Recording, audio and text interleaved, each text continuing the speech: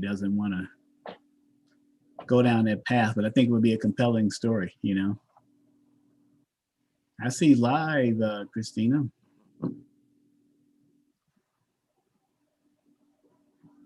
I don't see Christina though. Oh, there she I'm is. here. I'm Oh here. yeah, yeah. I wanted you all to just organically keep talking while I went live. We have a That's small cool. And group. do I have a screen sharing capacity or? Absolutely. So we Okay, can good. actually go right into the presentation. We don't have to do all the introductions because you all have done it already. Yeah, Okay. we already have. Yeah. So on that note, I'm going to put the screen share and get to my slides and keep it fairly informal and move it forward as best we can. Uh, but so officially, I am Bennie Currie with NBC Financial Strategies, and I run a financial services practice that really specializes in helping people, including business owners, particularly, protect what matters most when it comes to their financial futures. And I do that largely under the New York Life umbrella for a number of reasons. New York Life is the number one mutual insurance company.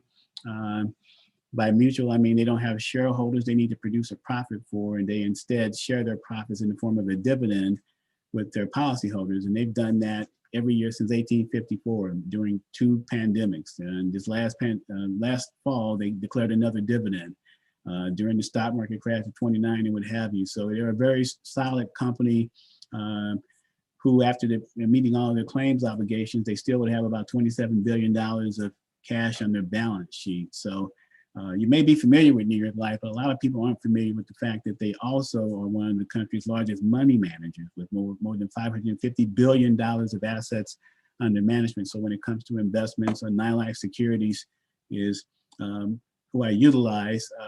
And they also own their own fund family. You've heard of Maine's, BlackRock and Fidelity and some other companies. You may not be familiar with Mainstay, but that is a fund family owned by New York Life. So I just wanted to point that out. And then before I get into the talk, just talk a little bit about one of the things that I like to do when I'm talking to people, business owners in particular, is, I try to help them build their financial house, their financial goals, if you will. And just like a regular house, you need to have a solid foundation. And if you don't, if you have cracks in that foundation, things could, not go the way you want. These squares represent those cracks. Some of these things are things that I can address, like a long-term care insurance, but I'm not an attorney, so I can't do a will or a trust. I don't necessarily provide health insurance, but I can connect you with people that can do those sorts of things. And of course, if you go all the way over to the orange boxes, you'll see where I can protect your income while you're still working from injury with disability insurance, and of course, life insurance. And when people hear that, they often think, well, yeah, they think about passing and what have you. And so there's the death benefit component to life insurance, but there's also the living benefit. And before I go any further, I did want to remind you, if you've got that workbook that Christina should have shared with you, to jot down things as they occur to you as I talk. At the end of that workbook, there's Hold a. on. I'm going to be honest. Oh, yeah. Christina did not share it. So I'm going to share it Uh-oh. with you all right now. I'm so All right. sorry. Because at the end of that workbook, I'll keep going, is a feedback form. So I want your feedback about tonight's talk. And on that form, you can also indicate if you'd like a one-to-one consultation, we can do that. So one of the things I didn't mention was, in addition to their financial strength, New York Life has certain resources that are pretty key as well. Like, for example, if you wanted to will or a trust, you'd need an attorney that I could introduce you to draw up those legal documents. But there is a group called the Advanced Planning Group at New York Life that is a team of estate planning attorneys and CPAs who can help determine how best to set up that trust. Is that going to be an ILET? Is that going to be a SLAT, which is a spousal lifetime access trust? I mean, there's various ways to do that. They don't charge a fee for what they do, and they can make it more convenient for you to then work with your actual estate planning attorney to put those things into place. I think I went past that slide. Oh, there it is. Okay. So I mentioned the advanced planning group. Again, they put together these slides that we're going to go through, and the topic of tonight's discussion is life and business. And before I dig into that, this slide just simply says I'm going to be talking about some tax planning concepts, but I am not a tax attorney or a CPA.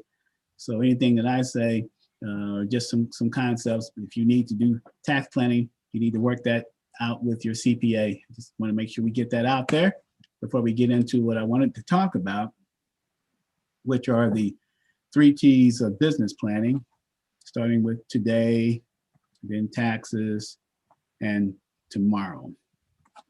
Before you start, Benny, Yeah. I just want to confirm, Brian and, I think George, okay, well, he just hopped off. Brian, did you get the email I just sent with the workbook and the feedback form?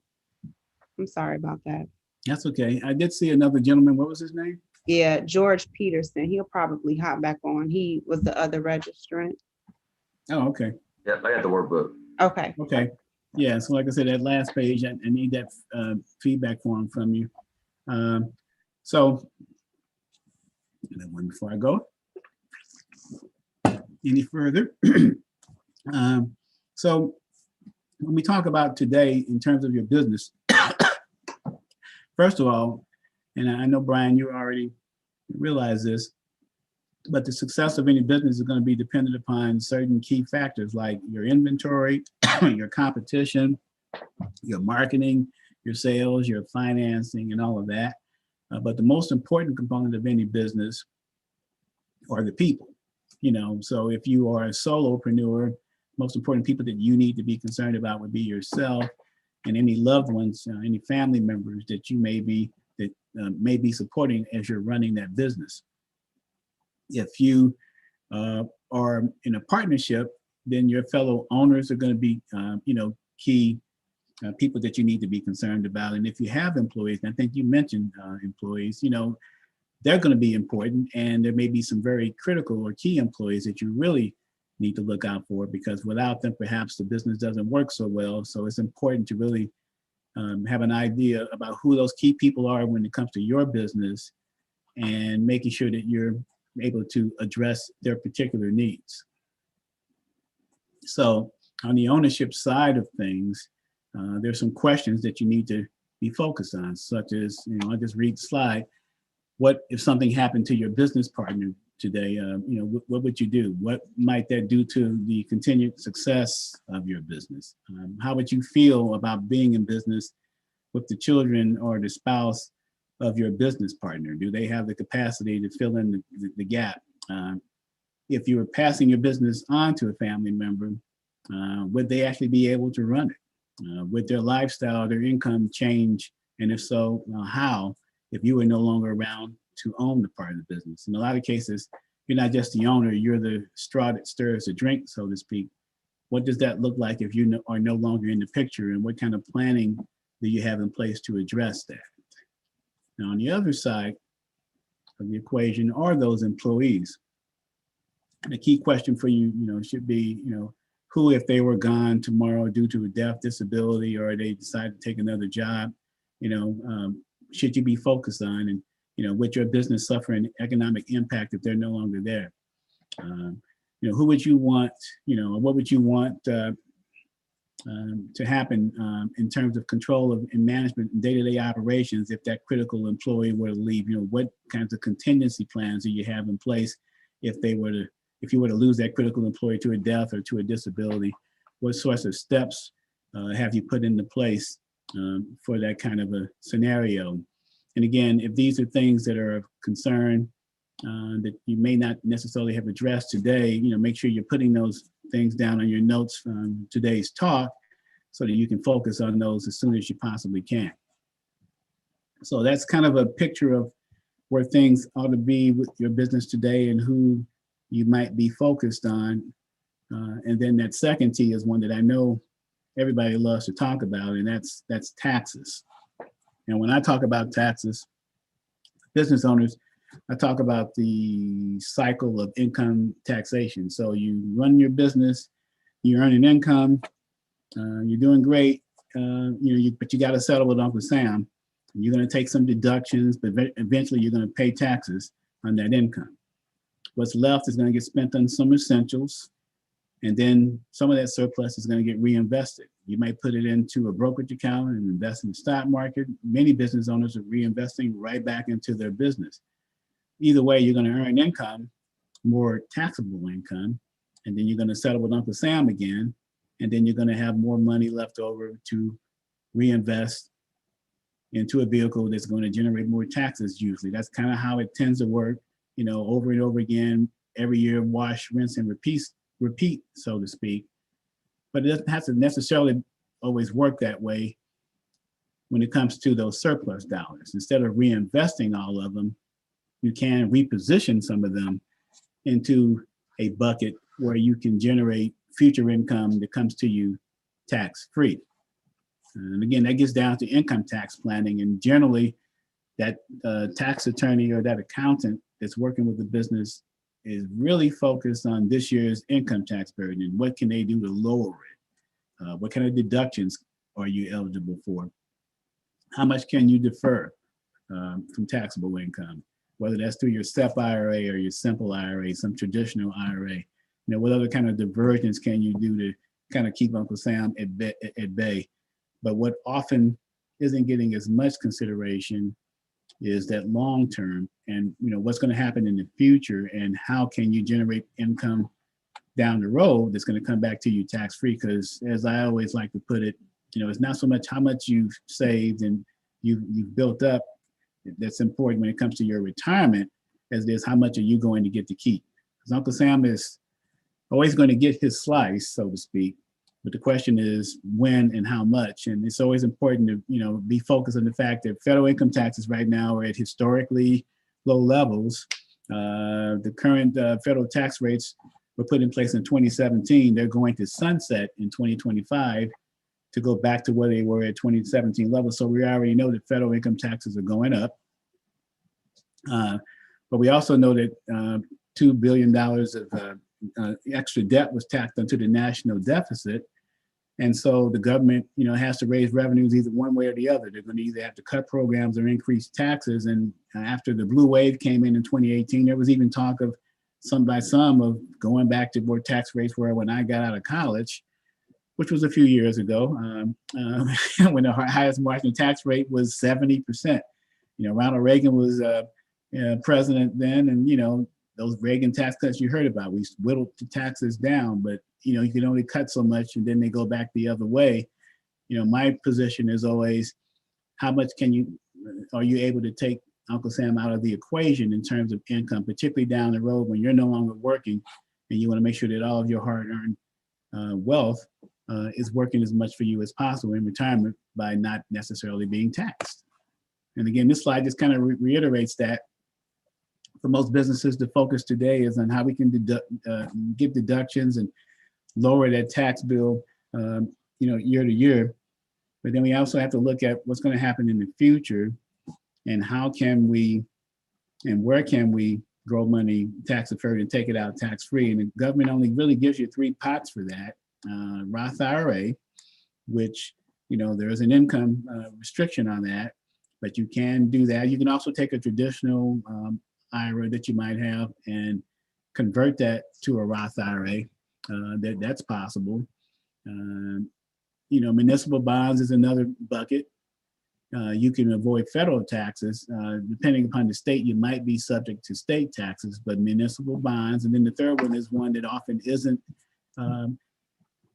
given the amount of attention that maybe it could be, is cash value life insurance, which to a lot of people, they hear that that's a whole life or universal. There's various types of life insurance or cash value life insurance contracts that you can look at, but that those are basically the three buckets that one should be trying to fill as much as possible to again generate tax-free income for themselves in the future. The future being tomorrow, and that's the next and the last T that I want to talk about. So how the future of your business is going to unfold over time is going to have significant impact on a number of things. First and foremost, if you've got loved ones, your family, your financial security, of course, your retirement plan, and then also on the succession or the transfer of ownership of your business at some point. And on that note, I do want to emphasize what you see on this slide, and that is that currently everything that you own, every piece of property that you own is going to eventually be owned by someone else. Not a little bit, but every dime, every penny is eventually going to change hands, 100%. Now that applies to your real estate, but it also applies to your business. And the question is, how is that transfer of ownership going to unfold? So these 4 boxes kind of deal with the ways that you can transfer ownership of your business. And if you look all the way over to the left, there's only 2 ways that you can do that really. It's either by gift or by sale. And I want to start with the purple box in terms of if you plan to gift your business. And people do that. They generally will do that. And a gift basically is when you give the ownership of your business to usually a family member for less than the appropriate value, and usually for no value at all, because again, it's a gift. Some business owners will say, well, I'm going to gift my business to my top employee. And you can do that, but the IRS is going to look at that as taxable compensation. So that's certainly something you want to work through with do some tax planning around that if that's what you're thinking of doing. Now that's if you pass along your business as a gift during life. On the other side of the ledger, at death, is the estate plan. And an estate plan is generally going to be executed either through a will or a trust. And for some people, they have both of those documents. But either way, it's like a property deed. That will, that trust document is going to spell out the terms of how you are going to transfer ownership of your business to someone else. And depending upon the size of that estate, including your interest in the business, you could be subject to estate taxes. Now in the lower corner, you'll see the pink box is labeled note. So you can sell your business. And generally, if you're looking to sell your business, you're going to do that through a note or a promissory note. That is a document that's going to stipulate how someone perhaps will make a commitment to, over a certain period of time, at a certain amount of money, a certain income stream, acquire ownership of your business. Whatever those details are, they're going to usually have those labeled or laid out within that particular note. That might be cash values in the life insurance policy. That might be through financing or what have you. And then in the last box is labeled buy sell, and you'll see the word note there as well. So generally, a popular way for a business owner to transfer their ownership is through a buy sell agreement. And by that agreement, that buy sell agreement, you have stipulated a means of transferring your ownership so that whoever the successor owner is, your business partners or whomever, is able to gain control of the business while also helping your family meet their financial needs. That can be done in a couple of different ways. Some business owners may say, I'm just going to work until I drop. They're just going to work until I'm no longer on this planet, but they have a buy-sell agreement in place that spells all of that out so that at their passing, the family member's taken care of, and there is a buyer set up to then take over the controlling interest in that business. Some business owners will say, well, I'm not going to stay in this business forever.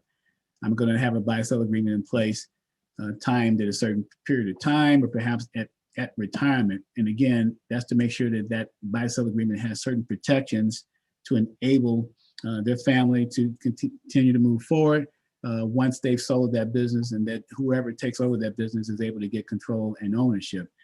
What they may do in that case is use, again, cash values of life insurance policy for that, or they might use some other kind of a note, could be bank financing or what have you. And generally, that's what's going to happen. That's what you call a business succession plan. And that's very important because, what they say, if you fail to have a business plan, what is the phrase? Those who fail to plan have planned to fail. And that's kind of, key, because if you don't have a buy-sell agreement in place at the time that perhaps your unexpected passing occurs, what's that going to do to your family? What are they going to do?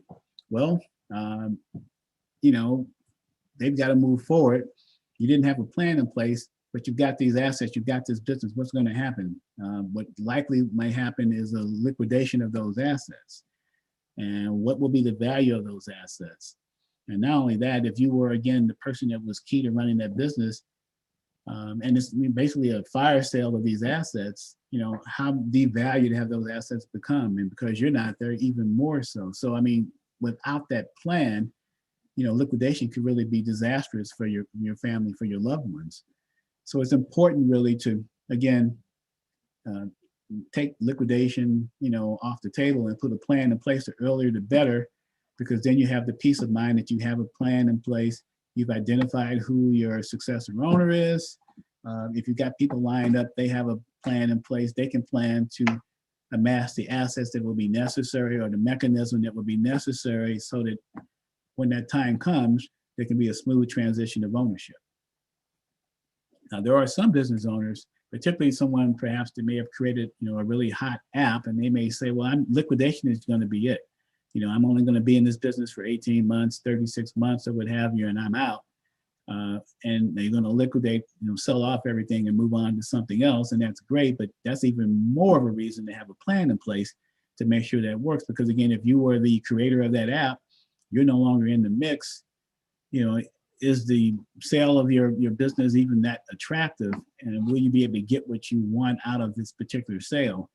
Well, putting that plan in place, make sure that you've thought through those scenarios and you've got contingencies in place in the event that that's not the way you want to go. So again, making sure you've got your ducks in a row when it comes to the future of your business is important, but you don't wait until you get as much gray hair as I got to start thinking about that. You think about that here and now. And, as I'm talking these things through, if some concepts of or thoughts have occurred that or jumping out at you, make sure you put those down in the material that was provided to you. So again, this is business succession planning that we're talking about. And just like an estate plan, a business succession plan really comes down to the answer to some very key questions. And that is, who's going to get what, when are they going to get it, and how are they going to get it? So like the slide says, who do you see getting your business in the future? When do you see that happening, and how will that unfold? What do you think is the value of your business as a going concern? Have you had your business, a business evaluation done? How old is that business valuation? Perhaps it needs to be revisited. What about the future, or rather the value of your assets if liquidated without succession, like I mentioned before? Do you really think that would be a feasible outcome of things if that was the way things needed to go? Something to think about. I'm going to move over here because I can't read the slide. But who do you see as a potential future owner of your business? That might be, again, business partners, family members, maybe it's a key employee. What will that look like? Who comes to mind? Do you have that down on paper? Is that part of your goals for your business? If you're in a partnership, who gets the ownership at the first death? Is it their family, or what's going to happen? Who gets the ownership at the second death? And like I said earlier, will any ownership change hands during life? And if you plan on doing that, how is that going to unfold? What kind of plan or what kind of planning is necessary to make sure that happens as seamlessly as possible? So, we have a lot of time allotted, but I didn't really have a lot to go through here other than these particular concepts when it comes to today and taxes and tomorrow. But what I think or hope that I've done is giving you some thoughts around these particular goals that are what are the stated goals of most of the people that I talk to for these sorts of things. But you may have thought about some other things that are important to your business. And if so, please write those down. What does the future of your business look like, or what do you want it to look like, and what are the key concerns for you? When it comes to many of the people that we're talking to, here's what they're thinking when it comes to these different goals. Of course, when it comes to family, they want to make sure that their family is financially secure. For those that are planning to transfer ownership, they want to make sure that they have a plan in place to do that for their children or their other family members. And then they also want to make sure they have an estate plan in place and that they've got an estate tax plan in place. When it comes to employees, they're thinking about what they need to be doing now to reward their employees and what they need to be doing to take care of their employees in the future as well. Of course, with retirement, it's pretty basic. Work hard all your life. Are you meeting your goals? Are you on track to make sure that retirement is as robust and comfortable as you would like for it to be? And of course, with taxes, it's about what we can do to minimize, if not eliminate taxes, year to year, but of course, in the future during retirement as well. And then of course, with the business, while you're still working, what kinds of protections do you need to put in place or do you have in place to ensure the continued success of your business? And then what is your business succession plan? And again, these are concepts that if you haven't thought about them, they're very important. The earlier you put some thought behind those and some planning behind that, the better, because things change over time. You can always revisit.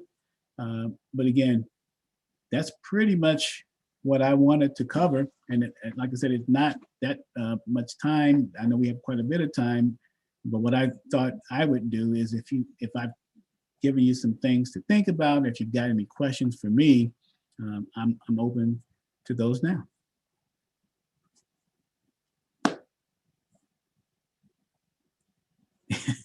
And again, if I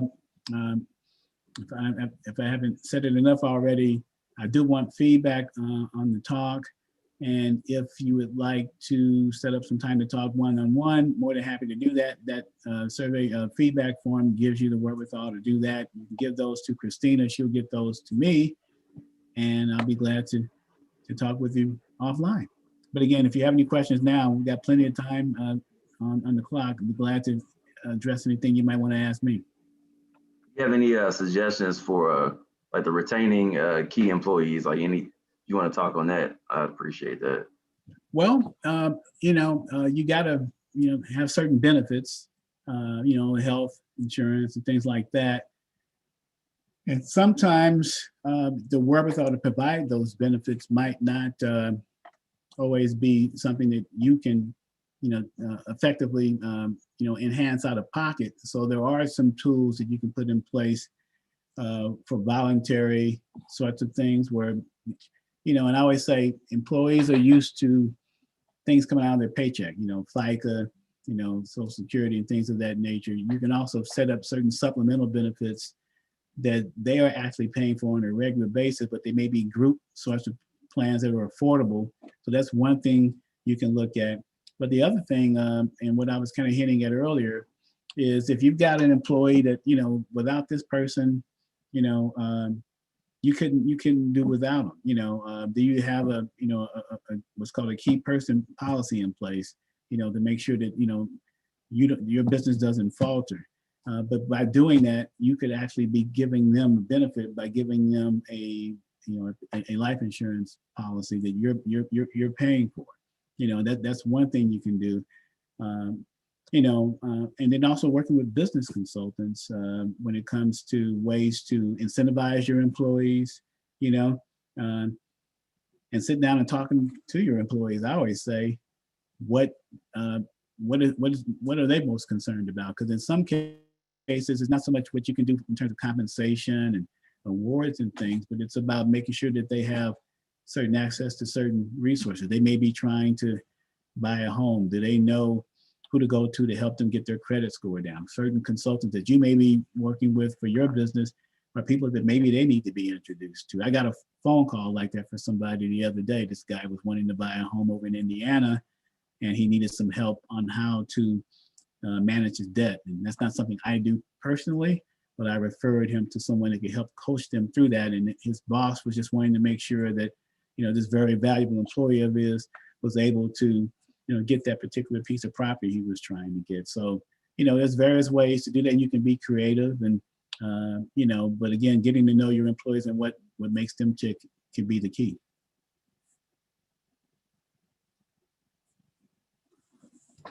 So you mentioned 3 different types of non-taxable savings, Yeah, maybe. So the yeah. Roth IRA and the Municipal other, bonds, yeah, right? municipal bonds or cash value life insurance, and um, Can you um, explain each one of those a little bit? yeah. Well, the Roth IRA is, it's an investment account. It's for retirement, but most people, like in your 401k, your traditional IRA, the vast majority of us are putting money away in the stock market through an uh, employer plan on a pre-tax basis. So they're deferring taxes today and they're going to pay taxes in the future. Mhm. But that Roth IRA, you're putting an after-tax dollar into that. You're still in the market, Mm, and you might be, if you're really rolling in that Roth, you might be subject to some capital gains taxes. That doesn't happen all the time, but when it does, capital gains taxes are lower than ordinary income taxes. And Isn't capital gains tax specifically for property? no, on your investments inside of your stocks, your mutual funds, and what have you, you might Any be. capital Yeah, gains? yeah, yeah. Okay, gotcha. That can be the case, but in a lot of cases, that's not going to be the case. You're simply going to use an after-tax dollar, invest, and you're going to have risk. The market's going to go up, the market's going to go down, but your gains coming out are coming out to you tax-free. Got it. There's income limitation and a contribution restriction on how much you can put in. But Roth IRA to me is something that if you have the wherewithal to do, you need to be considering because again, after tax dollars means you've already paid taxes on that money, and federal income taxes are very low. Why not? Okay, that was the first one. Then Well, that was the first one, and then of course, yeah, federal, rather municipal bonds, essentially, or where you can put some of your safe money. You're going to get interest on those bonds, but your gains from that bond fund will come to you tax free, at least on the federal basis. Again, depending upon the state, you may pay some state taxes on that. So that's where you can put your safe money. That's one place you can put your safe money. You said you don't get interest on that though? No, you gain interest on it. Oh, and you you're do going to get gain taxed on your gains, right? The Gotcha. question is, whether you're going to avoid federal taxes on your gains. You might pay state taxes on your gains, but no, you're going to gain interest on those in that bond fund. When it comes to cash value life insurance, there's different ways you can go about that. Most people hear cash value, they think of a whole life insurance policy. That's going to generate cash values through dividends. There's also a cash value life insurance policy called Universal Life. It grows money through interest rates, which, like I mentioned before, are pretty low. But then there's something called variable universal life. It's sort of like a life insurance policy with mutual funds inside of it. It's kind of like a Roth IRA with a death benefit, so to speak, but it's life insurance, so it has a cost of insurance involved. Is going to be able to expose you to the market just like a Roth IRA in terms of the amount of risk exposure that you'd like to have, but your gains come out tax-free. Mm-hmm. For people who make too much to qualify for a Roth, they often will look to life insurance, and some people refer to that as a wealthy person's Roth because a wealthy person isn't necessarily going to be able to open a Roth IRA. But again, you can take a traditional, you may have an old 401k, you want to roll it over into your own IRA, you can convert that IRA to a Roth IRA and you pay taxes at your next, on April 15th, but now you have a Roth IRA. That's kind of expensive depending upon how big that principal amount is, but that is one way you can do it.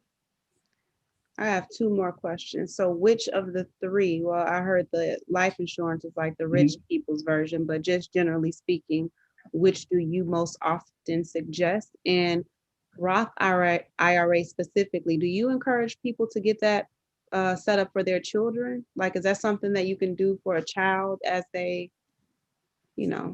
get older, it'll continue to appreciate for them? Or what type of suggestion would you have in that regard? Well, everybody's going to be different. So it depends on, where your assets are currently. It depends on where you are currently in your life cycle, if you will, and also where you're working. So, for example, if you are working for an employer and they've got a 401k and they match 5% of your contribution, but you're only contributing 3%, I say, contribute, all 5%, so you get that free money. Right. But as you're trying to plan for retirement, it may, we use calculators for that, and it may be determined that you need to be saving more like 8, 9, 10% of your take home to build your retirement nest egg. Well, get that 5% on the pre-tax side, and then diversify that, and then take that other 5% and put that on the after-tax side. But then where is that going to go? It may be aggressive, and that would be a Roth IRA, but you may want to go safe, and you may want to put that in the bonds. You may want to put some of that in life insurance. But the question is, what's the appropriate thing to do for you individually? And so there's no right or wrong. It's about what makes the most sense. Where are you in your life? How close are you to retirement, or how far away are you from retirement? What kind of an investor are you? All those sorts of things. So when it comes to, the kids, you can, to me, if you've taken Uncle Sam out of the equation, as much as you can do that, the better. Because again, people that are saving in their 401k often sometimes aren't always focused on the fact that not every dime that's in there is coming to you. In a traditional qualified plan, it's fully taxable at whatever the tax rate is at that time.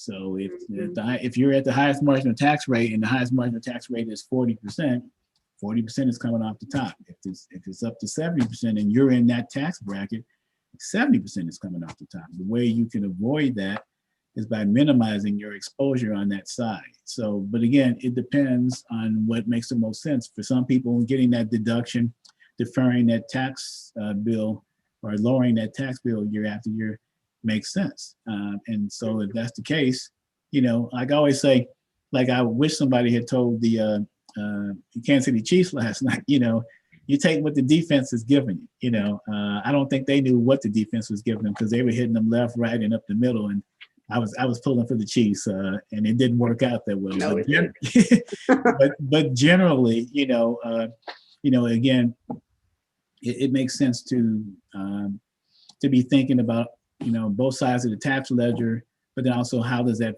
fit into you, and then how much time do you have? Because if we're talking putting money into say a whole life policy, it's a great place to grow money safely, but it's a slow growing vehicle, and so if you only have 15 years, that may not make the most sense. You might need to be more aggressive. If you've got 25 years, you could build up significant amounts of cash that way. And what I often point out to people there is, well, they said, well, my rate of return isn't that great.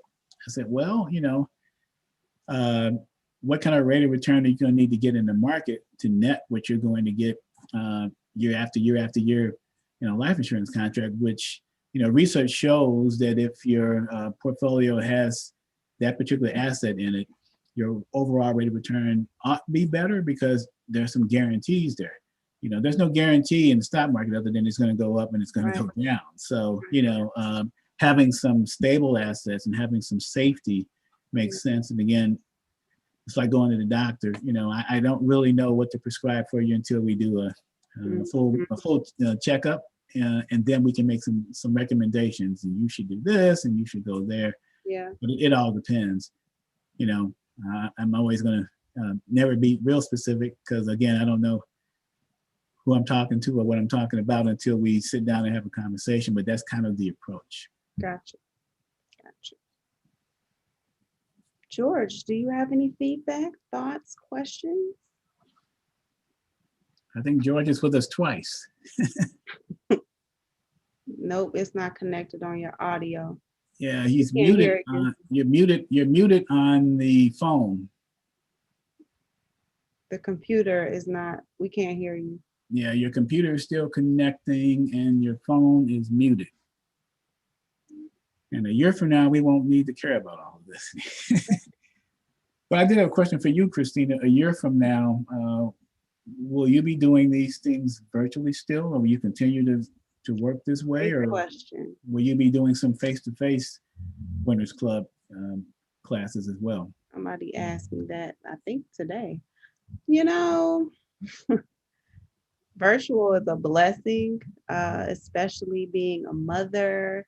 I can think back to just a year ago, the stress of commuting all over the place and trying to get my daughter and just get homework done. It's very stressful. I was very overwhelmed with life, just Mhm. trying to get to and from. But I definitely would like to do, maybe I'm not ready. I don't know if I'll be ready for conferences in a year, but maybe a quarterly type of gathering. Can't really put my finger on what it would be, if it would be a masterclass style, if it would be just bringing people together. Like I have a lot of good people in my network. So maybe just doing something, a networking type of event, teaching people how to network, who knows? But Yeah. I do think that with the online course that I have, so I do it twice a year, might as well plug it right now. So the next cohort 2 will be starting March 6th. So I doubt I'll be able to get that group together, but maybe the one in September, maybe we could do something in person, one of our classes or a couple of classes in person. But I really don't know. I really don't know. I know people do prefer to be in person. Mhm. It's obviously better for, relationship building and things like that. But I think with this online option, it gives me um, more capacity to work with more people at one time. And everybody, I feel like, has a little bit more bandwidth this way, because you can still be in the comfort of your home. If you got to hit the video button real quick and finish cooking dinner or something like that, like you just have more flexibility this way. So I don't have a direct answer for you. I really Yeah. don't. Well, I don't wish this pandemic on any other future generation. That's for Yeah. darn sure. But this scenario that we are in has taught the populace how to use this technology in a way. Because I was using Zoom back in 2017, and I would ask a client if they would like to meet that way, and they go, "What is Zoom?" Yeah, but now everybody knows what Zoom is, even though it Exactly. might be Google or it might be Skype. It's the actual. They call everything Zoom now. So I'm licensed, in states from Florida to California, and a number of them in between. I'm not hopping on planes these days, but I can send you a link and talk to you. So I enjoy being able to have that flexibility. Although at the same time, I do miss being able to meet Yeah. individuals face to face. Face Yeah. to face and maskless would be nice as well. Yeah. Yeah. So I do miss it. I noticed that George is improvising. We can't get his audio, but he was Oh, asking, about what my take is on target funds for investment. That can certainly be a part of your asset allocation. It just depends on, again, your situation. I had a client that was really set on certain kinds of target funds. She's 60 years old. She wanted target funds at age 70. Well, but she also wanted to be aggressive, and and I had to tell her, that target fund wouldn't be the way to go, because it's targeted to get you a certain and hopefully decent rate of return in just a 10-year period of time. They're not going to be too aggressive because, again, she's 60 years old, so she would need to look at some different sorts of funds if she wanted to be more aggressive. This was an individual that had the benefit of a pension, so she had guaranteed income coming to her, so she had the wherewithal to be a little more aggressive. mhm. But I said the target fund may not be it, because at her age, that's going to be like 50 being aggressive, 40 being, or rather 50-50 or 60-40, in terms of aggressive and save money. So it just depends. But yeah, you got managed money. You got someone else, taking a look at what you're doing and keeping an eye on what's happening, because it's hard for individuals to do that. It can certainly make sense to do that. It just makes the most sense to ensure that it's the right kind of a fund for your particular goals, your financial goals. And what's a targeted fund? Just because I'm not familiar. Well, it's a mutual fund that's set up to basically hit a certain benchmark rather, at a certain time. So you might have it be, like I said, for at age 70, because maybe that's when you plan to retire now. You're going to start taking those distributions. You might have it set up for age 65 or what have you. But depending upon where you are otherwise and where you're positioned, it may be a good fit. It may not be a good fit. It just depends. But those are target funds or mutual funds. You often will see those in 529 plans. So you mentioned your young one, and the 529 plan is another after-tax vehicle, by the way, where you can grow money, but not necessarily for retirement, because 529 plans are for education. Got it. Yeah. I think does Gerber have that? I don't know that.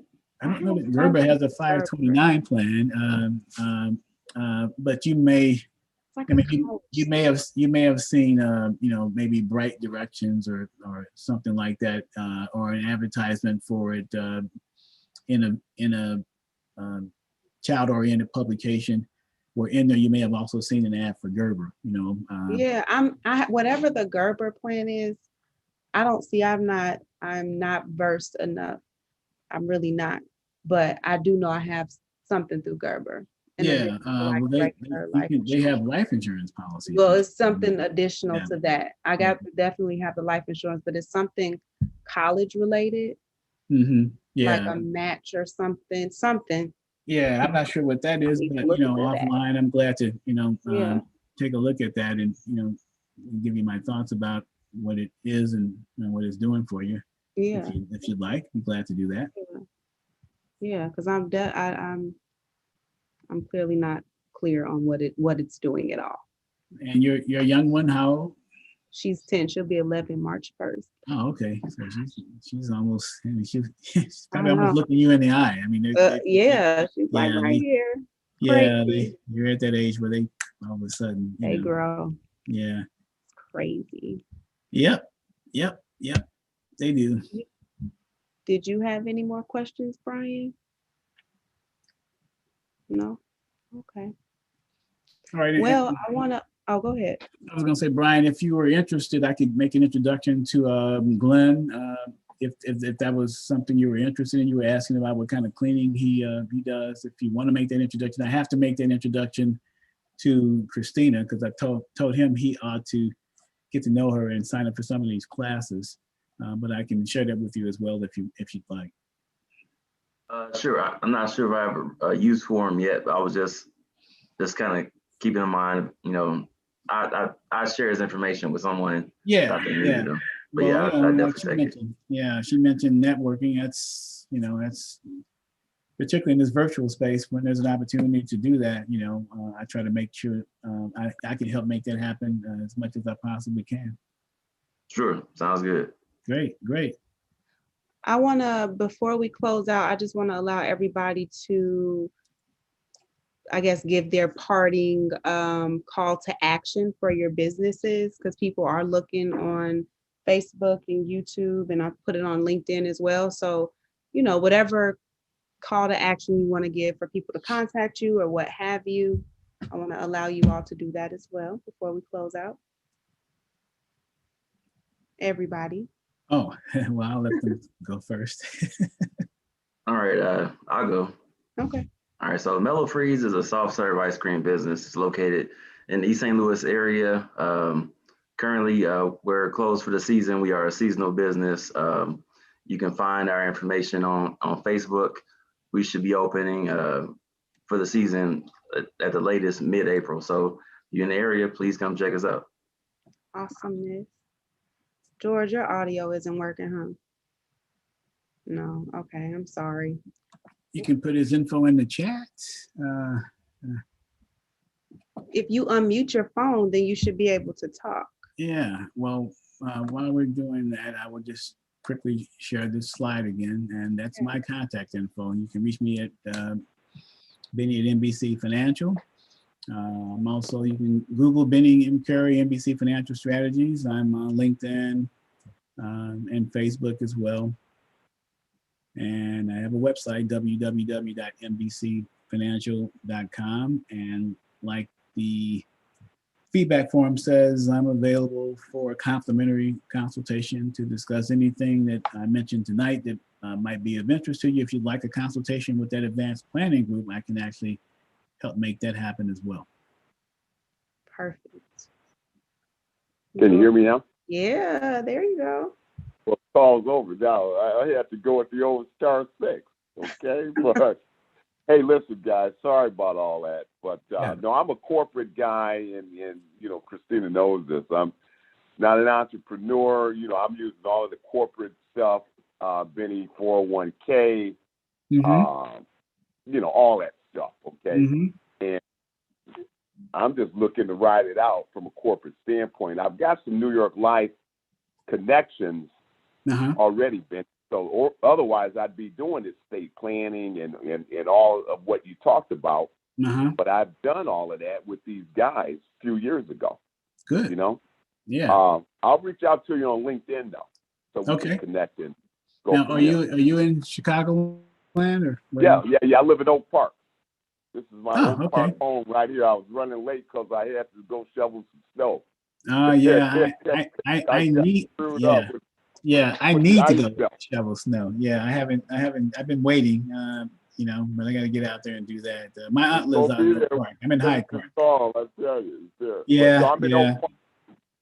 You mentioned networking, and that's one thing I love about the Winners Club is that it really drives and stimulates that very important piece. You know, so that's why I try to get on these calls, and I'll reach out to you on LinkedIn, Benny, as you mentioned. Fantastic. And that's why I was suggesting my nephew check Christina out as well. Thank you, guys. I appreciate that so much. I try to do what I can. So I appreciate it. I really do. Well, I guess that's the end of this masterclass, Benny. We really appreciate you and all that you shared. Please remember to send me those feedback forms, gentlemen. I will remind you if I don't get them in the next couple of days. And you all have the workbook because I sent that as well. So that's all that they needed. Yep, that's it. Yep, perfect. Okay, great. Okay. Well, I'll see you all next time, hopefully, or I know I'll talk to you all soon enough. Okay. All right. Yeah. All right. Okay. Good night, everybody. Thank you all. Bye. Bye-bye. All right. Bye-bye. Let's see here.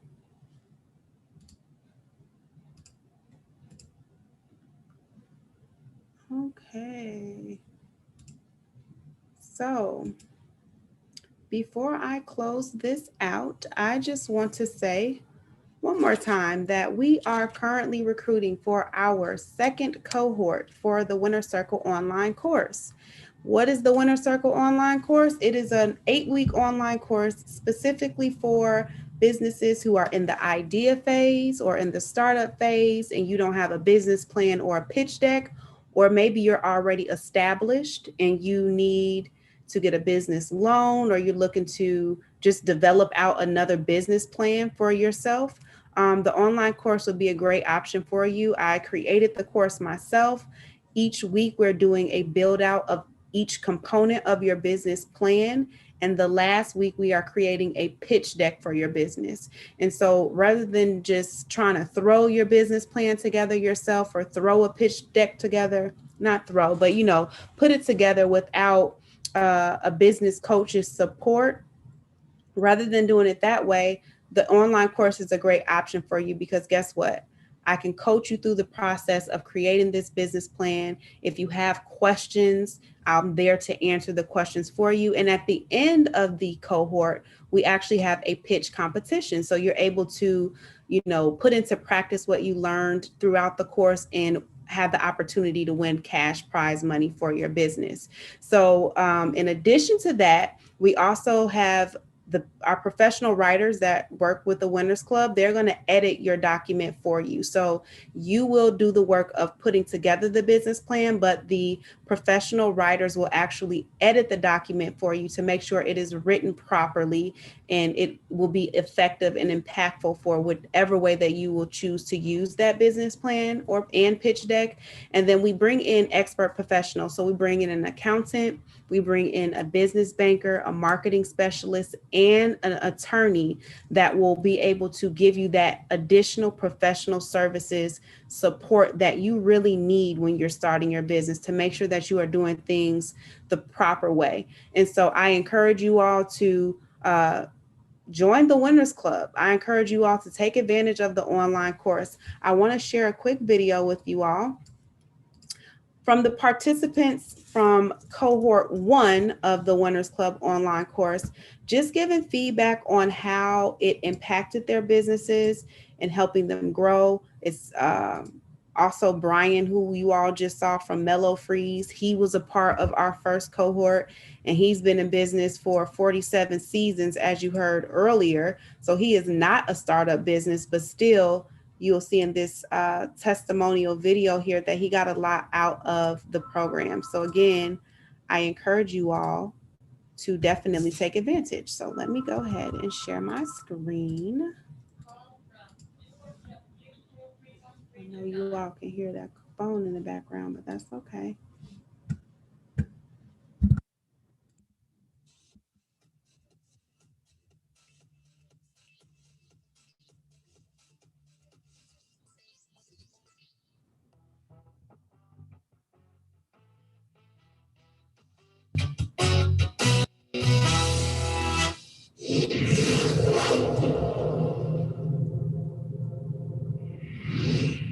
I first met you, or came in contact with you when I was trying to get a grant, when I was applying for a grant last year. So when I checked out your masterclass for funding, going over your COP method, you approached me and let me know about the class. And it was pretty much in line for everything that I was planning to do in my off season. And I didn't even mention what I do. My name is Brian Gregory once again, and I own an ice cream shop. So from September through March, mostly is my off season. Now, my plan was to spend my off season just digging deep into the business and trying to systematize everything and just prepare for growth in the next season, and just overall just trying to be less stressed doing my job. I always kind of ran the business, like a flying by the seat of my pants. I'm just sick of it. And everything that she described the program, that she described to me about the program was everything that I wanted to work on over the winter. And she delivered on everything that she said she would. I just miss you guys, Like for a couple of weeks, we were all talking business, it's talking shop. It's a good thing to be around like-minded entrepreneurs, people who want to grow, people who want to who have like love and they're ready to work on their own business. Christina, you delivered on everything that you said you would.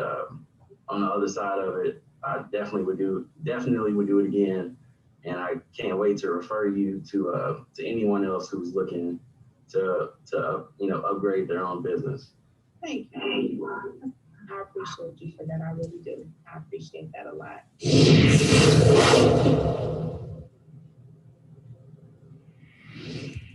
I started pretty much from scratch. I came in and I did not have a business plan or a pitch deck or anything. I just had a really great idea, education, and a practice that I was running. But that was really it. And so it really helped me to flesh out the ideas that I had and make it a reality, because I felt as though I didn't think of mental health services as a business. And so really looking at, going through the process of the financial aspect of it, even staffing and all of that. So it grew from me just deciding to say, it's just me doing this, to maybe I want to bring on other people, and what would that look like, and what is the future? And so that was one of the biggest things for me that this program helped with, was to kind of start from scratch and now have a fleshed out business plan and a pitch deck, and feel very confident about the success of my business and where it's going. Thank you, Christina, so much for this opportunity for this program, because when I tell you like where we started from, I was like, I don't even think this is for me. I don't even know if I fit. I don't know totally where I'm going. And so just to have, really feel the confidence and see the growth and see, I feel very different. This is my baby now. And so I'm excited for next year and what's going to happen. And this cohort has been amazing. Brian and Victoria, you guys are amazing support, and just thank you. And I'm so proud of you guys too, because we have all grown so much from our beginning. And so it's been an amazing experience, and I'm looking forward to keeping in contact with everybody.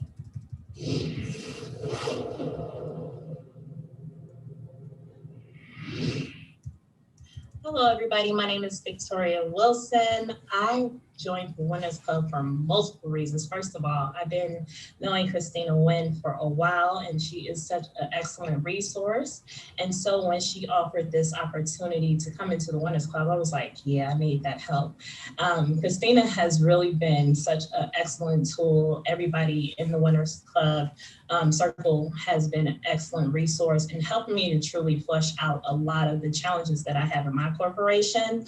I am a serial entrepreneur, and so I have multiple different types of umbrella companies and businesses underneath my corporation. And so it really allowed for me to really have that time to go through each of my business services and products to really distinguish the difference between one business entity from another. And so that was one of the biggest challenges walking into the door. And I'm so grateful for this 8-week course, because it really allowed for me to focus on what I need to focus on for the upcoming year.